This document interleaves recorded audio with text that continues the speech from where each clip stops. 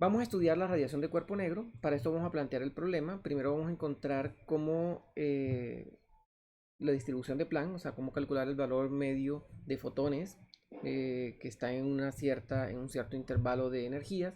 Y después vamos a generalizar el caso para calcular cómo están distribuidos estos fotones eh, para unos intervalos de frecuencia, entre frecuencias entre omega y omega más delta omega. Entonces vamos a plantear el problema por partes.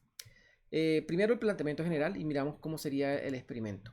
Entonces, vamos a suponer que tenemos un ensamble de fotones que van a estar en equilibrio termodinámico con el contenedor donde están inmersos. Y vamos a suponer que ese contenedor tiene una forma de un cubo. Puede ser cualquier forma, pero para simplificar el cálculo vamos a suponer una forma de cubo. Y este contenedor va a estar a una temperatura T. Es una temperatura absoluta T. En el contenedor vamos a suponer que hay un pequeño orificio. Yo les voy a mostrar ahorita un ejemplo de este orificio y de este contenedor, pero de pronto no va a ser cúbico, pero igual todo lo que analicemos va a seguir siendo válido independiente de la forma del contenedor. Ese orificio que le vamos a hacer al contenedor, miren que tiene dos propiedades. Si un fotón incide sobre ese orificio, la probabilidad de que ese fotón salga va a ser cero. Y la otra propiedad que tiene es que toda la radiación sale solamente por ese orificio. Es decir, toda la luz que sale por ese orificio. Vamos a imaginarnos esto. El dibujo debía haberlo hecho de pronto en forma de cubo, pero bueno, como les digo, la forma del volumen no importa mucho para el análisis. Entonces, ¿en qué consiste el problema de la radiación de cuerpo negro? Entonces, vamos a suponer que tenemos esta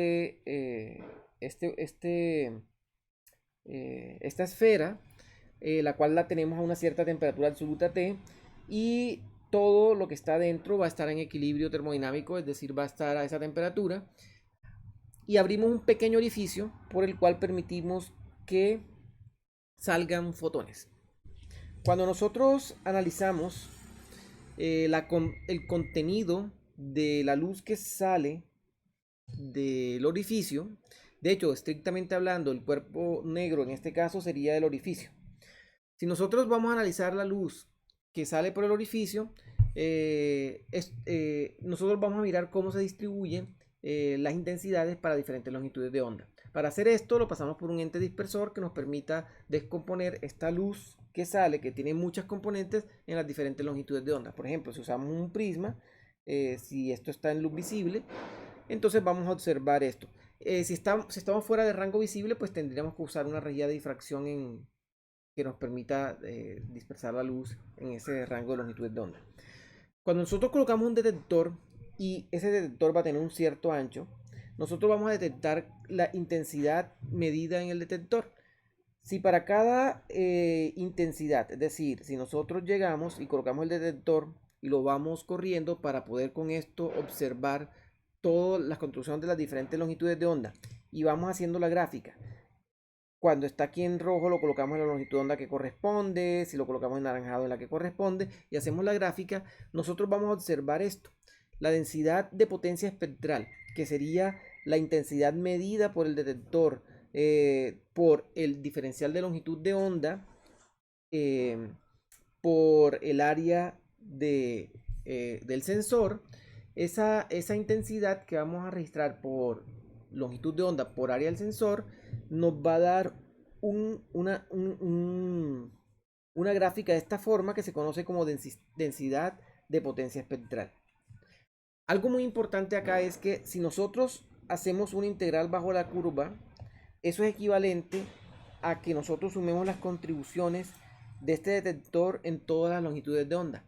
Miren que eso es exactamente igual a que yo pusiera el detector exactamente en la salida del cuerpo negro. A esa integral bajo esta curva se le conoce como la intensidad.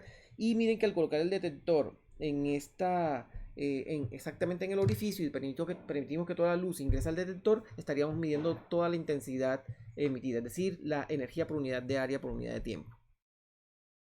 Entonces, vamos a mirar la estadística de un fotón. Entonces, cuando nosotros vamos a estudiar esa estadística de un fotón, esto corresponde con la estadística de Bose-Einstein, pero vamos a considerar el caso en el que nosotros queremos determinar el valor esperado del número de partículas. Si nosotros queremos calcular este valor esperado del número de partículas, lo tenemos que calcular en términos de la función de partición, y recordemos que nosotros podemos obtener este valor esperado haciendo simplemente para la función de partición de esta forma, haciendo el cálculo de cómo varía esa función de partición cuando distribuimos los diferentes estados. Cuando nosotros hacemos este análisis, encontramos que el valor esperado de este número de partículas está relacionado con las energías por esta expresión de acá. Y a esta la conocemos como la distribución de Planck. Entonces vamos a usar esta distribución de Planck para calcular cuánto es el número medio de fotones por unidad de volumen con número de onda entre K y K más de K, que lo vamos a identificar con esta letra. ¿Ok? Nosotros vamos a suponer que tenemos un contenedor cúbico, y en ese contenedor cúbico van a estar todas estas partículas cuánticas. Y esas partículas cuánticas van a tener número de onda entre K y K más delta de K. Como son partículas cuánticas confinadas en un contenedor, el hecho de que sea cúbico limita las longitudes de onda que puede manifestar esa partícula cuántica en ese contenedor. Y la energía, dado que vamos a suponer que es un contenedor y que no van a poder estar las partículas fuera del contenedor, excepto por el huequito que vamos a abrir para que puedan salir los fotones, siguiendo de una forma como si fuera un proceso de fusión, es decir, tan poquito como para que no alteren las condiciones internas. Entonces, esa energía va a estar expresada en términos de los números de onda en las diferentes, asociado a las tres dimensiones que definen el cubo para el contenedor. Colocando las condiciones de contorno, nosotros sabemos que estos números de onda quedan expresados de esta forma. Y con esto nosotros podemos calcular cómo sería entonces la variación de este número de partículas. Entonces miren que si nosotros miramos cómo se relaciona la variación del número de partículas con respecto al número de ondas, encontramos que esa variación es proporcional a la variación del número de partículas, es proporcional a la variación del número de onda en X. Lo mismo hacemos con Y y lo mismo hacemos con Z. Ok, entonces, teniendo esto, nosotros podemos escribir este número medio de fotones por unidad de volumen, que van a tener números de onda entre K y K más delta de K, lo podemos escribir en estos términos, teniendo en cuenta que el número de estados que vamos a tener acá va a estar asociado con estos deltas, es decir, la variación del número de partículas en X, la variación del número de partículas en Y, por la variación del número de partículas en Z, multiplicado por el valor medio del número de partículas. Con esto solamente nos falta ahora calcular este diferencial de volumen en un espacio de número de onda. Entonces vamos a irnos al espacio de número de onda y calculamos ese diferencial. Entonces, si nosotros suponemos que tenemos un espacio de número de ondas, que sería este, nosotros podemos expresar este número de onda en términos de la magnitud del número de onda, y es conveniente expresarlo en coordenadas esféricas. Entonces miren que este diferencial de volumen que tenemos aquí lo podemos representar por un diferencial de volumen en coordenadas esféricas, pero para coordenadas de número de onda. Como sabemos, este diferencial de volumen es de esta forma: 4pi k cuadrado por dk. Entonces aquí ya obtuvimos nuestra relación para el diferencial de volumen. Tengamos en cuenta también que al final vamos a tener que expresarlo en términos de diferencial de frecuencia angular. Entonces, recordando que el producto de la longitud de onda por la frecuencia de la luz es igual a la velocidad de la luz, nosotros podemos escribir en términos de esta frecuencia angular, podemos escribir que el diferencial de frecuencia angular va a ser la velocidad de la luz por el diferencial de k. Miren que con esta expresión nosotros podemos pasar del diferencial, de este diferencial de, de volumen en el número de onda, en el espacio de número de onda, podemos escribirlo en términos de frecuencia. De esta forma encontramos nuestra expresión para el número de partículas con número de onda entre K y K más delta de K contenidos en ese contenedor. ¿Ok?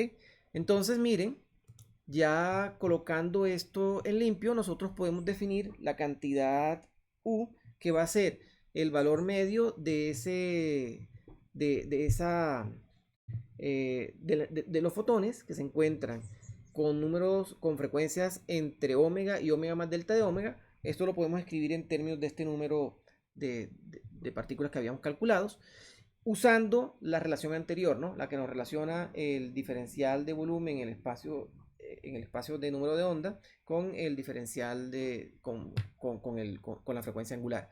Si nosotros graficamos esta expresión U, vamos a obtener curvas de este tipo. Dependiendo de cuál va a ser la temperatura, pues va a estar corrida a la derecha o a la izquierda.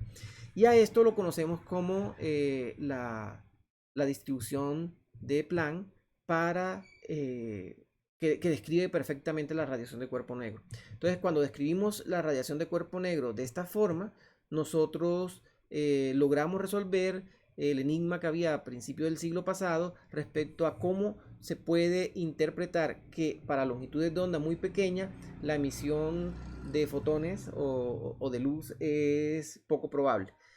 Planck resolvió esto con un artificio matemático que él introdujo, que fue básicamente suponer que los osciladores que emiten la luz emiten energía proporcional a la frecuencia.